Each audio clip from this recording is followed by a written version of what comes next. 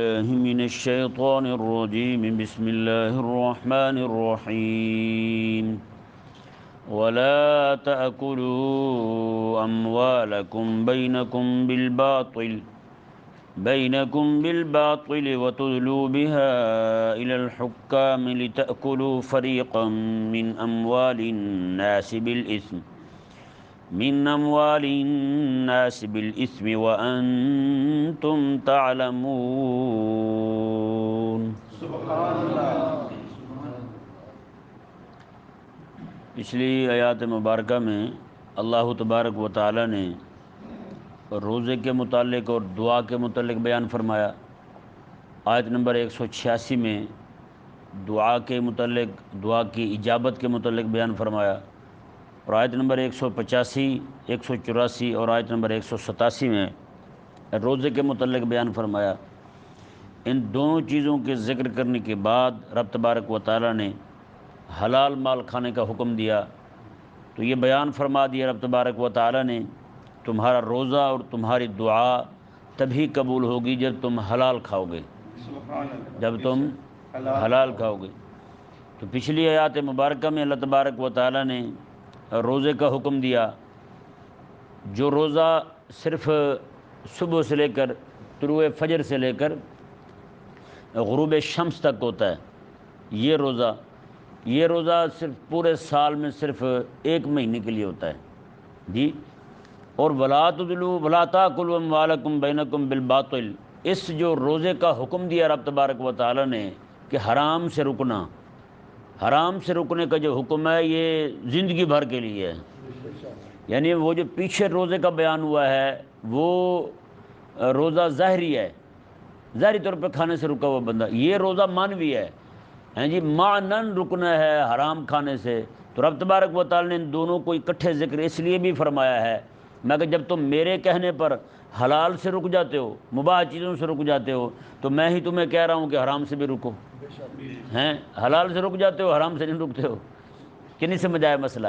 تو اس لیے اللہ تبارک و تعالی نے ان دونوں حکموں کو اکٹھے بیان فرمایا۔ اللہ تبارک و تعالی نے ارشاد فرمایا وَلَا تَأْكُلُوا أَمْوَالَكُمْ بَيْنَكُمْ بِالْبَاطِلِ، میں کہ تم اپنے مالوں کو باہم باطل طریقے کے ساتھ نہ کھاؤ، باطل طریقے کے ساتھ نہ کھاؤ۔ یہ ذہن میں رہے کہ لفظ جو ہے نا صرف الباطل، اس کے تحت ہر وہ طریقہ جو ناجائز طریقے کے ساتھ کسی کا مال دبایا جائے، ناجائز ذریعے سے کسی کا مال دبا لیا جائے، ہتھیا لیا جائے، وہ سارے کے سارے صرف لفظ باطل کے تحت آئیں گے۔ لفظ باطل کے ساتھ، لفظ باطل نے ہر حلال طریقے کو نکال کر کے باقی سب کو اپنے احاطے میں لیا ہوا ہے جی۔ وہ چاہے ڈکیتی کے ذریعے ہو جی، ہیلے کے ذریعے ہو، کسی بہانے کے ذریعے ہو، چوری کے ذریعے ہو جی، بندہ جا رہا ہے گلی کے اندر، کسی کی کوئی چیز گر گئی، پیچھے سے آ کے کوئی اٹھا لے اور لے کے جاتے ہیں گھر میں، تو ماں بھی کہتی میرے بیٹے کی تو قسمت ہی بڑی اچھی ہے، کل گیا تھا گھڑی ملی ہے، آج 500 کا نوٹ اکٹھے مل گیا ہے۔ اب یہ نہیں پتہ ہوتا کہ بچہ کسی کی چوری کر کے لایا ہے، کسی کی نکال لینا، جیب سے نکالنا، یہ صرف یہی چوری نہیں ہے، کسی کی باہر پڑی ہوئی اٹھا لینا وہ بھی چوری ہے۔ کریم آقا صلی اللہ علیہ وآلہ وسلم کا فرمان شریف ہے کسی کی گری پڑی چیز کسی کو مل جائے تو فرمایا کہ وہ اٹھا کر کے اعلان کرے، جس نے اٹھا لیا وہ اس پر واجب ہو گیا کہ وہ اعلان کرے، جس کی ہے اس تک پہنچائے۔ تو بتائیں یہ اٹھانا آسان ہے یا پھر پڑے رہنا، اسے وہیں چھوڑ دینا آسان ہے؟ اسے چھوڑ دینا ہی آسان ہے نا۔ امام اعظم رضی اللہ تعالیٰ عنہ امام ابو حنیفہ فرماتے ہیں ایک عورت نے میرے ساتھ دھوکہ کیا تھا، یعنی ایک عورت نے میرے ساتھ ٹھگی کی تھی۔ وہ ٹھگی کیا تھی، وہ دھوکہ کیا تھا؟ آپ فرماتے ہیں کہ عورت جو ہے نا نیچے کی طرف جھکی ہوئی کوئی چیز پڑی ہوئی تھی، میں نے کہا ہو سکتا ہے یہ اٹھانا چاہتی ہوں لیکن اس سے اٹھایا نہیں جا رہا، تو میں نے کہا چلو اس کی مدد کر دوں۔ کہتے ہیں میں جب گیا نا قریب، میں نے وہ اٹھائی، اسے پکڑانے لگا، اس نے کہا یہ میری نہیں ہے، یہ کسی کی تھی۔ تو میں نے کہا میں عورت ہوں، میں اٹھا کے کہاں اعلان کرتی پھروں گی، چلو آپ مرد ہو، آپ نے اٹھا لی، اب آپ پر واجب ہو گیا ہے، آپ اعلان کرو، جس کی ہے اس تک پہنچاؤ۔ تو امام اعظم فرماتے ہیں کہ وہ پھر مجھے پتہ ہوتا یہ کسی کی ہے تو میں کبھی ہاتھ تک نہ لگاتا اسے۔ اب آپ بتائیں یار، جہاں پہ اسلام ایسی تعلیمات دیتا ہو سبحان اللہ، وہاں کسی کی چوری ہوگی بھلا؟ گری پڑی چیز اسلام نہیں اٹھانے دیتا کسی کو۔ یہ افغانستان کے نا حاکم رہے ہیں میر عبد الرحمان، ٹھیک ہے نا. یہ بہت بڑے ان کے نیک بندے تھے خود بھی. یہ مرزا جھنمی تھا نا، مرزا قادیانی مردود، تو اس وقت یہ وہاں کے حاکم تھے. مزے کی بات ہے اس نے انہیں خط لکھا تھا. وہ کتاب ہی سلامتی کی نا میرے پاس رہی تھی کافی عرصہ تک، اتنی موٹی کتاب تھی اس کی. اس نے پوری کتاب ہی لکھ کے بھیجی تھی اسے، میر عبد الرحمن کو، کہ میں نبی ہوں بھائی. تو اللہ تعالیٰ نے انہیں بڑی دنائی دی تھی، تو انہوں نے نا اسے خط لکھا. انہوں نے کہا کہ مجھے نا یہ تیری کتاب کی سمجھ نہیں آئی، اگر تو کوشش کر کے یہیں آ جائے اور یہیں مجھے سمجھائے تو ممکن ہے مجھے تیری بات سمجھ آ جائے. تو مرزا قادیانی کو لوگوں نے کہا، انہوں نے کہا کبھی بھی نہ جانا، وہ تمہیں وٹ ٹوک کے رکھ دیں گے تینوں ہیں، تجھے زندہ نہیں چھوڑیں گے، لٹکا دیں گے، تیری گردن اتار دیں گے. بس وہ پھر اس کی وہ حص بول گئی. اس نے کہا کہ نہیں تم نے نہیں جانا وہاں. تو وہ میر عبد الرحمن جو تھے نا وہ کہا کرتے تھے اس وقت. آج یہ مثالیں دیتے ہیں ہمیں، کافروں کی سناتے ہیں. میر عبد الرحمن نے اس وقت اعلان کیا تھا، اس نے کہا کہ میرے چوک میں آ کے کوئی بندہ کوئی چیز رکھ جائے اور 3 سال کے بعد بھی آ گیا نا، وہ چیز اسے وہیں پڑی ملے گی. بتائیں بھائی، اسے وہی چیز وہیں پڑی ملے گی. اب کچھ چیزیں ہیں جن کا صرف 3 دن اعلان کرنا ضروری ہے. 3 دن کے بعد وہ چیز بعد میں وہ کسی غریب کو دے دے. اگر وہ خود غریب ہو، چھوٹی چیز معمولی ہو، اگر وہ خود غریب ہے تو خود رکھ لے. لیکن یہ ضرور ہے جب وہ مالک آ جائے تو اس تک پہنچانا ضروری ہے. کیا کھا بھی گیا اسے دینا ضروری ہے. اب بتائیں اتنی شرائط لگائے اسلام تو کوئی چیز کسی کی اٹھائے گا؟ کبھی بھی نہیں اٹھا سکتا. اور اسی طرح کر کے کوئی چیز ایسی اس نے اٹھائی ہے جو چیز جناب قیمتی ہے، وہ چیز جلدی خراب ہونے والی نہیں ہے، تو اس کے لیے 1 سال پورا اعلان کرنا ضروری ہے. مسجدوں میں کھڑا ہو، بڑی بڑی عیدگاہوں میں جائے، وہاں جا کے اعلان کرے. لیکن اب تو خیر آسانی ہو گئی ہے، کسی بھی ریڈیو والے کو دے دے، ٹی وی والے کو دے دے 4 پیسے، اسے کہے جی اعلان کر دو، ہیں جی وہ ٹی وی پہ خبر چلا دی جائے. لوگوں کے بڑے بڑے پیسے ہوتے ہیں، بڑی بڑی قیمتی چیزیں، لوگ بیچارے کہیں گئے تو بھول کے نکل گئے وہاں سے. تو یہ تربیت کرنا بچوں کی بڑا ضروری ہے. ہاں جی، یہ بھی باطل طریقے کے ساتھ کھانا، یہ بھی چوری ہے بھائی. ہاں یہ کوئی حلال نہیں ہے ہمارے لیے، ٹھیک ہے نا. یہ ٹھگی ہے، یہ مسلمان بھائی کے ساتھ ٹھگی ہے، اس کی کسی بھی چیز کو اٹھا لینا. اور اچھا کوئی چیز ایسی ہے جو خراب ہونے والی نہیں ہے تو باہر بھی پھرتے رہے، ضائع ہونے والی نہیں ہے. جیسے اونٹ ہے، بڑا جانور ہے کسی کا، تو ایک بندے نے پوچھ لیا آقا علیہ السلام سے، یا رسول اللہ صلی اللہ علیہ وسلم کسی کا اونٹ ہی ہو تو وہ پھر گرا پڑا کہیں مل جائے. آقا علیہ السلام میں تمہیں اونٹ کے ساتھ کیا لگے، وہ خود ہی گھومتا رہے گا، کھاتا پیتا رہے گا چیزیں، اتنی دیر میں مالک خود ہی اسے ڈھونڈ لے گا، اس تک پہنچ جائے گا. اس کے ضائع ہونے کا، جلدی ضائع ہونے کا تو کوئی خطرہ نہیں ہے نا اس کا. اس طرح کر کے کئی بزرگوں کے بارے میں ہم نے پڑھا ہے کہ وہ حج پہ گئے تو ایک بار حج کرنے گئے، کوئی چیز کسی کی گری پڑی مل گئی تو پورے حج کے موسم میں اعلان کرتے رہے، نہیں نہ ملی تو اگلے سال حج کے لیے دوبارہ اسی لیے گئے کہ جس کی چیز ہے وہ جا کے اس تک پہنچا دیں. بتائیں بھائی، اس لیے بھی ہمارے بزرگوں نے حج کیے ہیں، کیونکہ حج کے موسم میں ہی لوگ وہاں جمع ہوتے ہیں. تو اس لیے جناب اگلے سال پھر حج کرنے کے لیے گئے، جس کی چیز ہے اس تک پہنچا دی جائے. تو پیارے اور محترم بھائیو، اسلام جو ہے وہ اس ناج پر، اس منہج پہ لاتا ہے اپنے ماننے والوں کو، تاکہ کوئی بھی بندہ جو ہے وہ کسی کے مال کی طرف نگاہ اٹھا کے بھی نہ دیکھے. اچھا اسی طرح کر کے اور بھی جو جتنے بھی ذرائع ہیں، مثال کے طور پر عموماً ہم جولی جو ہوتے ہیں نا، ہم عمر دوست جو ہوتے ہیں، وہ سارے ان کی کوشش ہوتی ہے سارے مل کے جناب دعوت کھائیں، مل کے دعوت کھائیں، ان سے پیسے اکٹھے کر لیں. تو ایک بندہ دعوت میں شریک نہیں ہونا چاہتا، اس کو پیسوں کی قلت ہے، یا ویسے ان کی طبیعت ہی ایسی ہے کہ جناب وہ پیسے خرچ نہیں کرنا چاہتا وہ بندہ. تو ایسی صورت کے اندر کسی کو جناب زبردستی اسے زور دے کے اسے کرنا نہیں کہ تم بھی شامل ہو، تم بھی شامل ہو، اس کے پیسے دھکے کے ساتھ اس کے ساتھ نکالے گئے. پتہ ہے آپ کو اس نے راضی خوشی پیسے نہیں دیے، تو وہ بھی پیسے اگرچہ اس نے دے دیے ہیں تو وہ بھی حرام ہیں، حلال پیسے ملا کے بھی حرام کھا رہے ہیں. کریم آقا علیہ السلام کا فرمان شریف ہے، فرمایا آقا علیہ السلام لا یحل مال امرئ مسلم الا بطیب نفسہ. آقا علیہ السلام نے کسی بھی مسلمان کا مال کسی کے لیے حلال نہیں ہے مگر یہ کہ وہ راضی خوشی دے، راضی خوشی دے. اگر جبرن بھی دیا ہے نا، اکراہ کے ساتھ بھی دیا ہے تو وہ بھتا ہے. وہ کیا ہے؟ وہ بھتا ہے، وہ دعوت نہیں ہے. اس طرح کر کے کسی کو بھی فون کر کے دعوت کا کہہ دیتے ہیں آج ہماری دعوت ہے آپ کی طرف، وہ بیچارہ وہ کھلانا اسے کیا، اسے دیکھنا نہیں چاہتا، یہ کہتا میں تجھ سے دعوت کھانا چاہتا ہوں. ایسی دعوت جو ہے عموماً بعض اوقات بچے جو پڑھتے ہیں سکول میں وہ بھی جناب کہتے ہیں جی اکٹھے دعوت کھاتے ہیں، وہ پیسے پھر اکٹھے کرنا شروع کر دیتے ہیں. بھئی وہ نہیں شریک ہونا چاہتے تو نہ شریک کرو، کیوں تم اپنا بھی مال جو ہے نا وہ اپنا کھانا بھی حرام کرتے ہو.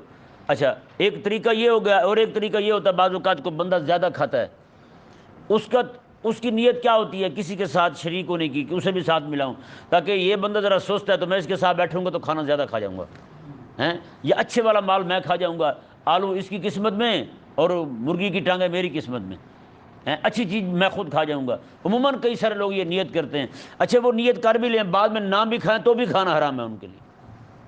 ہاں توبہ کر لیں تو پھر حرام نہیں ہے۔ دو بندے اکٹھے کھا لیں، کھا رہے ہیں، بزرگ فقہاء نے اتنے تک منع کیا ہے، بلکہ حدیث شریف کا بھی مفہوم ہے، میں بھی دو بندے اکٹھے بیٹھے کھا رہے ہیں، کھجوریں کھا رہے ہیں، تو فرمایا کہ اگر وہ ایک ایک کھا رہا ہے ایک بندہ ہے تو دوسرے کے لیے جائز نہیں ہے کہ وہ دو اکٹھی کھا لے، دوسرے کے لیے جائز نہیں کہ وہ اکٹھی دو ہی کھا لے۔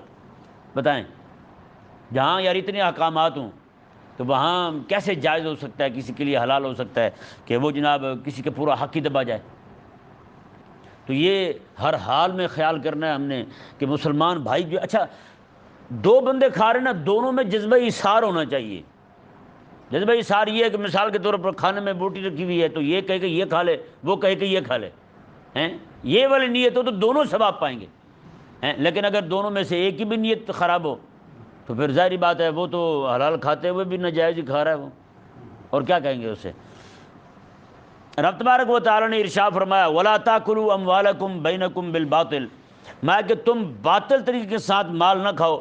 اس سے ثابت ہو گیا کہ حلال طریقے کے ساتھ مال کھاؤ، اور حلال طریقے اور ذرائع جتنے بھی بنتے ہیں، مثال کے طور پر تجارت کے ذریعے مال کھانا، تجارت کر کے، خرید و فروخت کر کے، کوئی چیز بیچ کر کوئی لے کر کے مال کھانا، وہ بھی حلال ہے۔ کوئی تحفہ آ جائے کہیں سے، کوئی ہدیہ آ جائے کہیں سے، کسی کو نذرانہ مل جائے، یہ چیزیں جو ہیں وہ ساری کی ساری یہ کھانی حلال ہیں بندے مومن کے لیے۔ اور آگے رب تبارک و تعالیٰ نے ارشاد میں وَلَا تُدْلُوا بِهَا إِلَى الْحُكَّامِ، اور تم اپنا مال حکام کے پاس بھی نہ لے جاؤ، اپنا مال حکام کے پاس بھی نہ لے جاؤ، حاکموں کے پاس، حکمرانوں کے پاس۔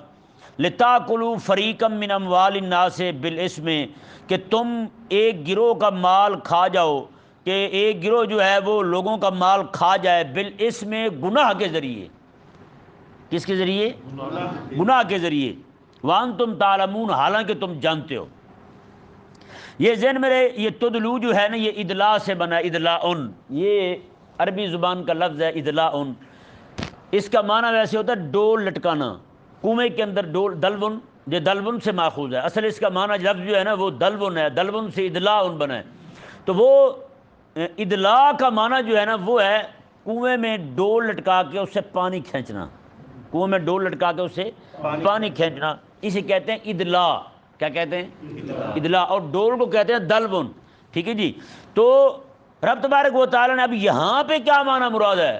اب جیسے کنویں میں ڈول لٹکا کے پانی کھینچتے ہیں نا، فرمایا رب تبارک و تعالیٰ نے تم کہیں یہ نہ ہو کہ حکمرانوں کو کچھ مال دے کر بطور رشوت، تو فرمایا کہ ان سے تم لوگوں کے مال کھاؤ، لوگوں کے مال کھاؤ تم ان کو رشوت دے کر۔ ہوتا یہ نہیں ہوتا آج کل، ہیں جی، حکمران جو ہوتے ہیں، بڑے افسر جو ہوتے ہیں، ان کے پاس لوگ جاتے ہیں، ان کو جا کے پیسے دیتے ہیں، پیسے دینے کے بعد پھر لوگوں کی چیزیں قبضہ کر لیتے ہیں، لوگوں کی چیزیں ہتھیا لیتے ہیں۔ وہ حاکم وہ جو ہوتے ہیں وہ بھی کہتے ہیں چل ٹھیک ہے بھی اتنی زمین پہ قبضہ کر جاتا ہوں، اتنی چیز تو لے جاتا ہوں، ہیں، وہ پھر دبا جاتے ہیں۔ عموماً کئی سارے لوگ پٹواریوں کے ساتھ ملے ہوتے ہیں، ان کو جا کے لاکھوں روپیہ دے کے لوگوں کی زمینیں ہتھیا لیتے ہیں۔ وہ جناب ان کا کام ہی یہی ہوتا ہے، ان کا کام ہی یہی ہوتا ہے کہ فائلیں دیکھیں جی، کون سی زمین جو ہے وہ ایسے پڑی ہوئی ہے، کون سی زمین ہے ان کو کوئی وارث نہیں رہا بظاہر، وہ جناب وارث ہیں تو وہ جناب اپنی زمین ہی بھول چکے ہیں، انہوں نے جناب 4 پیسے دیے پٹواری کو، وہ زمین اپنے نام لگوا لی۔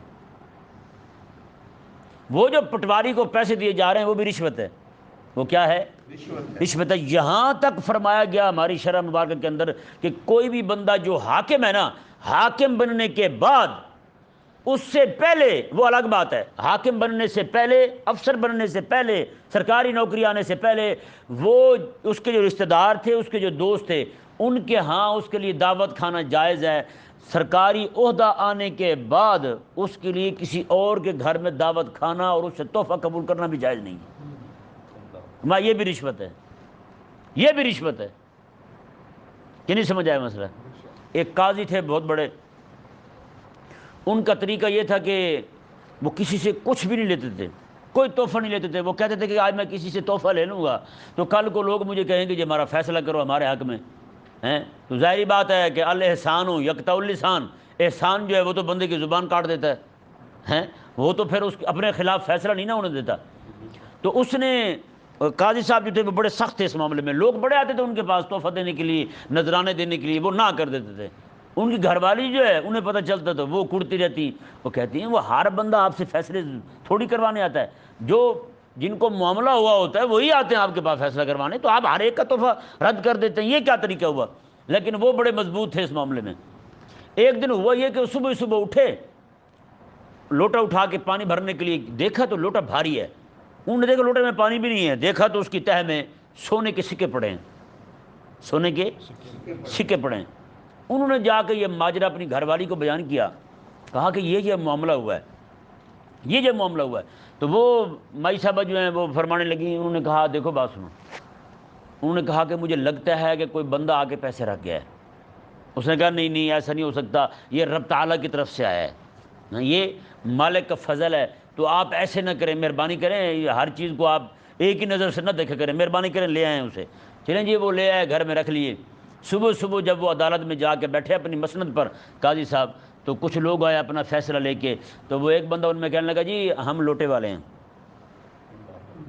ہم کون ہیں؟ لوٹے والے ہیں، یعنی رات کو چھپ کے، انہیں پتہ تھا یہ پیسے نہیں لیتے، انہیں پتہ تھا یہ کوئی رشوت نہیں لیتے، انہیں پتہ تھا کوئی نذرانہ قبول نہیں کرتے، تو انہوں نے کیا کہ لوٹے میں ڈال کے سکے سونے کے، اور صبح صبح جا کے عدالت میں کہنے لگے ہم لوٹے والے ہیں۔ مطلب کیا ہے؟ ذرا ہاتھ ہولا رکھنا تسی، بتائیں بھائی۔ اصل میں معاملہ یہ ہوتا ہے کہ ہم لوگ ہی ان کو خراب کرتے ہیں، ان کو وزیروں کو، مشیروں کو، قاضیوں کو، ججوں کو ہیں، ان کو ہم ہی خراب کرتے ہیں۔ وہ کیسے خراب کرتے ہیں کہ ان کو ہم نے حلال فیصلہ بھی کروانا ہونا، ہمیں پتہ ہے ہمارا حق ہے، ہم نے اپنا حق بھی لینا ہو تو بھی پیسے دیتے ہیں، کیونکہ حال ایسا ہو گیا ہے۔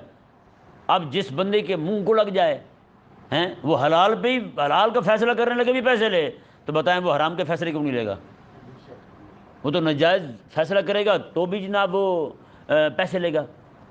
آج معاملہ یہاں تک پہنچ گیا ہے، کوئی بندہ اپنی نوکری بغیر پیسے کے نہیں لے سکتا، سفارش ہو جائے تو ہو جائے، وہ بندہ چلو اس کو مل جاتی ہے سفارش کے ذریعے ہیں۔ سفارش بھی وہاں جائز ہے جہاں پہ بندہ اہل بھی ہو ہیں، اور کسی کا حق بھی نہ مارا جائے۔ یہ نہ ہو کہ بندہ زیادہ اس سے احق ہو، زیادہ اولا ہو، تو یہ نہیں کہ جناب اس کو چھوڑ کر کے ویسے کسی کو لگا دیا جائے۔ ایک خاتون تھی، انہوں نے ایک مضمون لکھا، ایک خاتون نے مضمون لکھا اخبار میں نوائے وقت میں، اس وقت میں اخبار پڑھتا تھا پہلے، اب تو بڑا عرصہ ہو گیا چھوٹ ہی گئی، تو وہ نوائے وقت میں نا ایک مضمون چھپا تھا خاتون کا۔ اس نے کہا کہ یہ لڑکے اور لڑکیوں کے نوکری کرنے کے معاملے میں نا مزاج اس پہ، یعنی کہ اس میں اس نے لکھا، تو اس نے کہا کہ وہ خود خاتون جو ہے وہ گئی تھی نوکری لینے کے لیے، اس نے کہا کہ اس میں لڑکے جو تھے وہ کوئی ہزاروں کی تعداد میں تھے، لڑکیاں سینکڑوں میں تھیں، نوکری لینے کے لیے گئی تھی وہاں۔ کہتے ہیں کہ ایک لڑکی وہاں کھڑی، تو میں نے کہا کہ آپ، کہتی وہ بڑی امیر گھرانے کی لگ رہی تھی، کہتے میں نے کہا کہ اچھا وہ سیٹ بھی ایک ہی ہے وہاں پہ، ہزاروں لڑکیاں، سینکڑوں لڑکیاں، سیٹ ایک ہے۔ کہتے میں نے وہ لڑکی سے پوچھا جس کو انہوں نے پاس کیا تھا، میں نے اسے کہا، میں نے کہا جی بہن آپ نوکری کیوں کرنا چاہتی ہیں؟ اس نے کہا بس ویسے میں نے جانا باہر ہے، تو میں نے کہا کچھ دن فارغ ہوں، چلو گھر سے باہر نکلنے کا بہانہ مل جائے گا، صرف اس لیے نوکری کرے۔ بتائیں، یعنی کہ اس کے پاس پیسہ بھی ہے، اس کا رشتہ بھی ہو چکا ہے، وہ جا بھی باہر رہی ہے، پاکستان میں اس نے رہنا بھی نہیں ہے، صرف کس لیے نوکری لے رہی ہے؟ اس لیے جناب۔ اور فون بھی اوپر سے آیا تھا کہ ہماری بیٹیاں نے 4 دن کے لیے نوکری کرنی ہے تو آپ اسے کروا دیں۔ اب یہ نہیں پتا کہ جناب پورے باقی لوگوں کے ساتھ کیا ہوا ہیں۔ یہ سفارش کرنا کسی ایسے، اب بتائیں اس خاتون کی جو سفارش ہوئی ہے وہ کون سی پھر حلال سفارش ہوئی ہے؟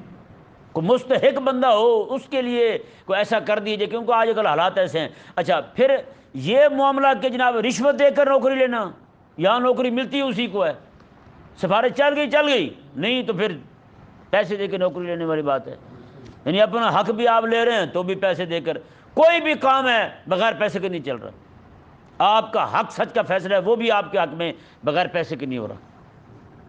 تو یہ ذہن میں رہے، رب تبارک و تعالیٰ نے ارشاد فرما دیا واضح طور پر، وَلَا تَأْكُلُوا أَمْوَالَكُمْ بَيْنَكُمْ بِالْبَاطِلِ وَتُدْلُوا بِهَا إِلَى الْحُكْمِ، یہ تدلو بھی جو یہ بھی ولا تدلو ہے، کہ اپنے تم احکام جو ہیں، اپنے معاملات جو ہیں وہ بھی پیسے دے کر حکمرانوں سے طے نہ کرواؤ ولا تدلوا بعلی الحکام، یہ نہ ہو اپنا مال لے جاؤ حکمرانوں کے پاس اور ان سے جا کر فیصلے کروا لو۔ اچھا یہ تو مسئلہ ہو گیا یہاں تک۔ اب غور کرنے والی بات یہ ہے، مثال کے طور پر کسی بندے نے پٹواری سے فائل نکلوا کے کسی بندے کی زمین کی، یہ لے گیا اور جا کے پٹواری سے اس نے زمین اپنے نام کروا لی، ٹھیک ہے نا۔ وہ آیا کہ اب پٹواری نے لکھ بھی دیا ہے کہ یہ زمین تیری ہو گئی، آیا کہ یہ زمین اس کی بنے گی یا نہیں بنے گی؟ بظاہر تو فیصلہ اس کے حق میں ہو چکا ہے، بظاہر قانون میں وہ زمین اس کی ہو چکی، کیا عند اللہ، اللہ کے ہاں وہ زمین اس کی ہے؟ کبھی بھی نہیں۔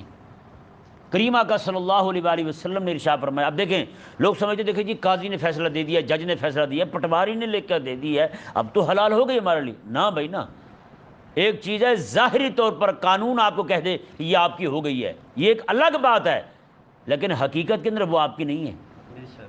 اللہ تعالیٰ نے وَأَنْتُمْ تَعْلَمُونَ، وَأَنْتُمْ، حالانکہ تم جانتے ہو تمہاری نہیں ہے، تم گناہ کے ذریعے، رشوت کے ذریعے وہ مال ہتھیا رہے ہو تو وہ تمہارا ہے ہی نہیں، حلال کیسے ہوگا تمہارے لیے؟ اب دیکھیں یہاں پہ حدیث شریف ہے، کریم آقا صلی اللہ علیہ وآلہ وسلم نے ارشاد فرمایا، آقا علیہ السلام نے فرمایا کہ جب تم میرے پاس اپنے فیصلے لاتے ہو نا، مقدمات لاتے ہو، تو ذرا دھیان کے ساتھ آیا کرو، کیونکہ دو بندے ہوتے ہیں نا، ہر بندہ ایک جیسا بولنے کی اہلیت نہیں رکھتا، کہ نہیں، ہر بندہ ایک جیسا نہیں بول سکتا۔ کریم آقا علیہ السلام نے ارشاد فرمایا کہ تم جب میرے پاس اپنے مقدمات لاتے ہو تو فرمایا کہ یہ ڈر رکھا کرو رب تبارک و تعالیٰ کا اپنے دل کے اندر کہ کہیں یہ نہ ہو کسی بندے کی چرب زبانی کی وجہ سے، اس کے زیادہ بولنے والے ہونے کی وجہ سے، فصیح اللسان اور لسان ہونے کی وجہ سے اس کی باتیں میں سن کر یہ سمجھوں کہ یہ بندہ حق پر ہے، یہ بندہ حق پر ہے، تو کہیں میں اس کے حق میں فیصلہ کر دوں۔ آقا علیہ السلام نے فرمایا جو بندہ میرے فیصلے کے بعد بھی وہ چیز اس کے لیے حلال نہ ہو، پھر بھی اپنے لیے اپنے نام کروا لے اور اسے کھانا شروع کر دے، میں فیصلہ اس کے حق میں کر دوں، کریم آقا علیہ السلام نے فرمایا میرے فیصلہ ہونے کے بعد بھی وہ اسے کھانے والا بندہ اپنے پیٹ میں جہنم کی آگ بھر رہا ہے۔ اب بتائیں، امام الانبیاء علیہ السلام فیصلہ کر دیں پھر بھی وہ چیز اس کے لیے حلال نہیں ہے، وہ جہنم کی آگ اپنے پیٹ میں بھر رہا ہے، تو آج بتائیں ہمارے دور کے قاضی اور جج کسی کے حق میں فیصلہ کر دیں، وہ چیز اس کی بنتی نہ ہو تو اس کے لیے کھانا حلال کیسے ہوگا؟ آج وہ تقوی والے بندے کہاں ڈھونڈیں؟ حضرت سیدنا ابراہیم بن ادھم رضی اللہ تعالیٰ عنہ ہیں، اتنے بڑے بزرگ ہیں، آپ حاکم تھے، بادشاہ تھے، آپ اپنے گھر پلنگ پر لیٹے ہوئے ہیں تو ایک دم سے نا اوپر چھت کے اوپر کسی کے اچھل کود کرنے کی آواز آئی۔ آپ نے پوچھا کہ کون ہے؟ انہوں نے کہا جی ہمارے اونٹ گم ہو گئے تھے، ہم وہ اونٹ ڈھونڈ رہے ہیں۔ حضرت ابراہیم بن ادھم رحمہ اللہ ارشاد فرمانے لگے، میں کہ تم کیسے احمق ہو کہ کبھی چھتوں کے اوپر بھی اونٹ چڑھے، کبھی چھتوں کے اوپر بھی اونٹ ملے؟ انہوں نے کہا اگر چھتوں پر اونٹ نہیں ملتے تو بیڈ پر لیٹے رہنے سے کون سا خدا مل جاتا ہے بندے کو؟ بس اتنی بات کی، دل نے چوٹ کھائی، ساری چیزیں چھوڑ کے جناب بھاگے، جنگل چلے گئے، جنگل میں جا کے رہنا شروع کر دیا ہیں۔ اللہ اکبر۔ پھر ہوا کیا، ایک صوفی پہلے بھی پڑا تھا وہاں ہیں، اس کو 8 پیر کے بعد، 8 پیر کتنے بنتے ہیں؟ 2 دن، 24 گھنٹے، ایک دن ایک رات جو ہے وہ 8 پیر، اصل میں پیروں والی بات بھی بھول گئی ہے ہم کوئی اور پیرا دے رہے ہیں نا، تو 8 پیر 4 پیر کا، یعنی کہ ایک دن ایک رات 4 پیر کر لیں، وہ وقت مختلف ہوتا رہتا ہے، کبھی بڑھتے رہتے ہیں کم ہوتے رہتے ہیں، بہرحال 24 گھنٹے جو ہیں یہ 8 پیر بنتے ہیں۔ 8 پیر میں اسے ایک روٹی ملتی تھی، وہ پہلے جو صوفی بیٹھا تھا، روٹی غیبی طور پہ اللہ تعالیٰ کی طرف سے آتی تھی، اور ان کے لیے رات کو بھی اور صبح بھی پورا دسترخوان آتا، ہر طرح کی چیزیں رکھی ہوتی۔ وہ پہلے والے صوفی کو تکلیف ہونے لگی کہ یہ کیا ہوا، میں بڑے عرصے سے بیٹھا ہوں یہاں اللہ اللہ کرتا ہوں، مجھے تھوڑا سا ملتا ہے، اسے اتنا مل جاتا ہے، یہ کیا طریقہ ہوا؟ دل میں اس کے آیا تو رب تبارک و تعالیٰ نے فرمایا تو اپنے آپ کو بھی دیکھ اور اس کی قربانی بھی دیکھ، فرمایا تو ایسے ملنگ فقیر تھا، تو آ کے یہاں بیٹھ گیا تو ہم نے کرم فرمایا کہ تجھے روٹی دینی شروع کر دی، چلو یہاں ہمارا ذکر کر رہا ہے تو فارغ نہ رہے، بھوکا نہ رہے، تجھے حاجت نہ پڑے کہیں جا کے کام کرنے کی۔ فرمایا اسے دیکھ یہ تو پوری حکومت چھوڑ کے آیا بیٹھا ہے۔ فرمایا کہ یہ بادشاہ تھا تو ہمارے دروازے پہ آ گیا، ہم اس کی دعوت بھی تو میں بادشاہ والی کریں گے نا کہ نہیں؟ فرمایا تجھے اس کے ساتھ کیوں جلن ہونے لگی بھائی؟ تو یہی ابراہیم بن ادھم رحمہ اللہ کے پاس ایک بندہ آ گیا، آپ کو پتہ ہے بندے جو ہوتے ہیں میں سمجھانے والے، یہ کپڑے سی رہے ہیں اپنی گدڑی، وہ جو نیچے بچھاتے تھے، سردی لگی تو اوپر لے لی، لیٹے تو رات کو نیچے بچھا لی، تو وہ گدڑی جو ہے نا وہ سی رہے تھے۔ ایک بندہ آیا کہنے لگا جی اچھی بھلی آپ کی حکومت تھی، ساری آپ نے چھوڑ دی ہے، تباہ کر دی ہے، اور یہاں بیٹھے جناب آپ فقیروں کی طرح بیٹھے ہوئے ہیں۔ آپ نے میں اچھا آپ کے ہاتھ میں سوئی تھی جس کے ساتھ وہ سی رہے تھے، آپ نے وہ سوئی دریا میں پھینکی، کہا کہ مچھلیوں میری سوئی واپس کرو۔ اتنے کہا جتنی مچھلیاں تھیں سب کے منہ میں سونے کی سوئیاں باہر منہ کر لیا انہوں نے۔ اب میں نہیں مجھے میری چاہیے۔ پھر ایک مچھلی باہر نکلی وہ لے آئی، آپ نے میں یار بتا وہاں لوگ ڈر کے مارے میری اطاعت کرتے تھے، یہاں سارے مجھے خوش کرنے کے لیے میری بات مانتے ہیں، میرے لیے وہ بہتر ہے یا یہ بہتر ہے۔ وہ ابراہیم بن ادھم رحمہ اللہ اتنا عرصہ باہر ہی رہے جنگلوں میں۔ ایک بندے نے آ کے پوچھا، اس نے کہا حضرت آپ آتے کیوں نہیں ہیں شہر میں، آپ ادھر ہی رہتے ہیں، چلو حکومت چھوڑ دیا کم از کم شہر تو نہ چھوڑیں۔ مدنی زندگی ہر انسان بطور طبیعت مدنی ہے، مدنی و طبع پیدا ہوا۔ مدنی مطلب اسے کہتے ہیں جو لوگوں کے اندر رہنا پسند کرے، اکیلے رہنا پسند نہ کرے۔ اللہ اکبر۔ اگل دن ایک ویڈیو مجھے بھیجی ہے، ایک بابا ہے جی بلوچستان کے علاقے میں، وہ کو بابا 40 سال کا عرصہ انہوں نے بتایا کہ وہ 40 سال سے جنگلوں میں رہ رہا ہے، جنگل میں اکیلے رہتا ہے بابا، تنہا رہتا ہے وہاں۔ وہ خود ہی وہاں پہ لوگ آتے ہیں ملنے کے لیے، رشتہ دار اس کے پاس کچھ نہ کچھ دے جاتے ہیں اسے، وہ وہی کھاتا رہتا ہے۔ وہ کہتا ہے جی میں صرف یہاں پہ رب کا قرآن پڑھتا ہوں، بس اس کے علاوہ کچھ بھی نہیں کرتا ہوں، قرآن پڑھتا ہوں۔ کہتا میں قرآن پڑھتا ہوں نا، وہ بابا کہہ رہا تھا، کہتا میں قرآن پڑھتا ہوں مجھے جنت ایسے دکھائی دیتی جیسے یہ درخت کھڑا ہو، ایسے جنت دکھائی دیتی ہے۔ اچھا اس کے بیان کے بعد انہوں نے ڈاکٹروں کا بیان چلایا، ڈاکٹر لے گئے بندے بھی اسے چیک کرو، انہوں نے کہا بابے کے دماغ میں خلل واقع ہو گیا ہے۔ میں خلل تیرے دماغ میں ہے، وہ سارا کوئی چھوڑ چھاڑ کے وہاں بیٹھا ہے، وہاں بیٹھا ہے، وہ کچھ بھی نہیں ہے پاس، دور دراز تک کچھ نظر نہیں آتی، اکیلے بیٹھا ہے بابا وہاں، کہتا ہے اللہ اللہ کرتا رہتا ہے اور صرف رب کا قرآن پڑھتا رہتا ہے، بس کچھ بھی نہیں ہے اس کے پاس۔ تو اس کا کہتا ہے اس کے دماغ میں خلل ہو گیا ہے، اس لیے اللہ تعالیٰ کے ذکر میں مصروف ہو گئے، قرآن اس لیے پڑھتے کہ دماغ میں خلل ہو گئے۔ تو ابراہیم بن ادھم رحمہ اللہ کو 70 سال ہو گئے تھے جنگل میں رہتے ہوئے۔ ایک بندے نے پوچھا حضرت آپ شہر میں کیوں نہیں آتے؟ آپ پتہ کیا فرمانے لگے؟ آپ فرمانے لگے یار شہر میں ہر بندے کا کھانا حرام نہیں کہا، میں مشتبہ ہو گیا ہے، ہر بندے کا کھانا مشکوک ہے، تو میں کیسے وہاں رہوں؟ کہیں یہ نہ ہو میں بھی مشکوک کھانا کھاؤں اور میرے دل سے رب تبارک و تعالیٰ کے ذکر کی جو لذت ہے میں اس سے محروم ہو جاؤں۔ بتائیں یار آج ہمارا کھانا کہاں جا پہنچا ہے، ہمیں تو پتہ بھی نہیں ہم کون سا کھانا کھا رہے ہیں اور کس طرح کا کھا رہے ہیں۔ اللہ اکبر۔ رب تبارک و تعالیٰ نے یہ واضح ارشاد فرما دیا کہ تم فرمایا کہ اپنا مال حکمرانوں کے پاس نہ لے جاؤ کہ تم انہیں بطور رشوت کے دے کر کے پھر تم لوگوں کا مال ہتھیا لو، جی بالاسم میں گناہ کے ساتھ تم ان کا مال ہتھیا لو، وَأَنْتُمْ تَعْلَمُونَ حالانکہ تم جانتے ہو کہ ایسا کرنا تمہارے لیے ٹھیک نہیں ہے۔ حضرت سیدنا مولا علی رضی اللہ تعالیٰ عنہ آپ کے پاس ایک عورت کا مقدمہ لے کر آئے، جی وہ 2 گواہ بنے ہوئے تھے جھوٹے، اور وہ عورت جو تھی وہ بھی یعنی کہ منکوحہ نہیں تھی، اس کا کہیں نکاح نہیں ہوا تھا، وہ گواہ بن کے آئے اس کے جھوٹے، انہوں نے کہا جی اس کا نکاح ہو گیا ہے، جی اس کا نکاح ہو گیا ہے۔ حضرت سیدنا مولا علی رضی اللہ تعالیٰ عنہ وہ اس کے پاس پہنچے تو آپ رضی اللہ تعالیٰ عنہ نے ظاہر پر فیصلہ فرمایا، یہ چونکہ عقود میں سے آتا ہے نکاح، عقود اور فسوق جو ہیں وہ فیصلے کے ساتھ ظاہراً اور باطناً نافذ ہو جاتے ہیں، اس کا فیصلہ ظاہراً بھی نافذ ہو جاتا ہے اور باطناً بھی نافذ۔ آپ صرف اتنا سمجھیں، مزید میں بات کو کھولوں گا نا وہ بات لمبی چلی جائے گی، ہو سکتا ہے میں سنبھال بھی نہ پاؤں اس وقت۔ آپ نے فرمایا کہ یہ جو ہے نا تمہارا معاملہ جو بھی ہوا ہے نکاح تیرا ہو گیا ہے، نکاح تیرا ہو گیا۔ اگر اس کا نکاح پہلے ہوا ہوتا میں یہ تیرے جھوٹے 2 گواہ ہیں نا، انہوں نے فیصلہ نکاح کر دیا تیرا، انہوں نے نکاح کر دیا ہے۔ اب دیکھیں بعض اوقات ہوتا یہ ہے کہ ڈراموں میں فلموں میں جھوٹ موٹ کا نکاح پڑھاتے ہیں، کیا کرتے ہیں؟ جھوٹ موٹ کا نکاح پڑھاتے ہیں اور جھوٹی موٹی طلاق بھی دیتے ہیں، ہیں۔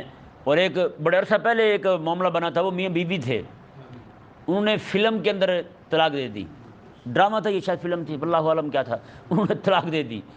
تو اب وہ معاملہ جب پہنچا علماء کے پاس تو انہوں نے کہا بھی طلاق تمہاری ہو گئی۔ انہوں نے کہا ہم نے تو بطور ڈرامہ طلاق دی تھی، وہ تو ڈرامہ تھا۔ انہوں نے کہا تمہیں پتہ نہیں ہے، مولا علی رضی اللہ تعالیٰ نے ارشاد فرماتے ہیں رب تبارک و تعالیٰ کہ یہ جو معاملات ہیں نا عقود اور فسوق، میں ان میں نہ مذاق چلتا ہے نہ سنجیدہ پن چلتا ہے، ان میں مذاق بھی سنجیدہ پن ہے، سنجیدہ پن چلتا ہے، میں اس میں مذاق بھی سنجیدہ پن ہے۔ کسی نے یہ کہہ دیا کہ میں نے اپنی بیٹی کا نکاح تیرے ساتھ کیا، وہ کھڑا ڈرامے میں نکاح ہو جائے گا، نکاح ہو گیا، کہ نہیں سمجھ آیا مسئلہ؟ اسی طرح کر کے اس نے طلاق دے دی، بیوی اسی کی تھی تو طلاق واقع ہو گئی، طلاق اس کی ہو گئی، ہاں طلاق ہو گئی۔ اب بتائیں ایسا کتنا ہوتا ہے ہمارے ہاں، فلموں میں ڈراموں میں نکاح پڑھا رہے ہوتے ہیں، ہر ایک کا نکاح پڑھا دیا، اور نعوذ باللہ من ذالک کئی بار تو ذلیل نکاح کا مذاق اڑانے کے لیے بھی اس طرح کی حرکتیں کرتے ہیں، قاعدہ سائن بھی دکھاتے بھی، لڑکی سائن سارا کچھ کر دیتے ہیں۔ اچھا منہ سے نہ بھی بولے نا، اکیلے 10 خط ہو جائے نکاح پھر بھی ہو جاتا ہے، کیونکہ القلم احد اللسانین، کہ زبان جو ہے، یہ قلم جو ہے یہ بھی ایک زبان ہے، قلم بھی زبان ہے، جو چیز منہ سے بولتے ہیں نا وہی چیز منہ بند کر لیں تو قلم سے لکھ لیتے ہیں ہم، منہ میں زبان میں جو آ رہا ہے وہ بھی دل سے آ رہا ہے باہر، ضمیر سے آ رہا ہے باہر، اور جو کچھ جو ہے وہ قلم سے آ رہا ہے وہ بھی اندر سے باہر آ رہا ہے۔ تو کوئی بندہ یہ کہے جی نہیں جی اس نے 10 خط نہیں کیے تھے، اس نے صرف زبان سے کہا تھا، یا کہے جی میں نے زبان سے کہا تھا 10 خط نہیں کیے تھے، تو پھر ایسا کیسے ہوگا؟ نہ زبان سے کر دیں یا قلم سے کر دیں، دونوں کا حکم ایک ہی ہے۔ اللہ تبارک و تعالی ہمیں سمجھنے کی توفیق عطا فرمائے۔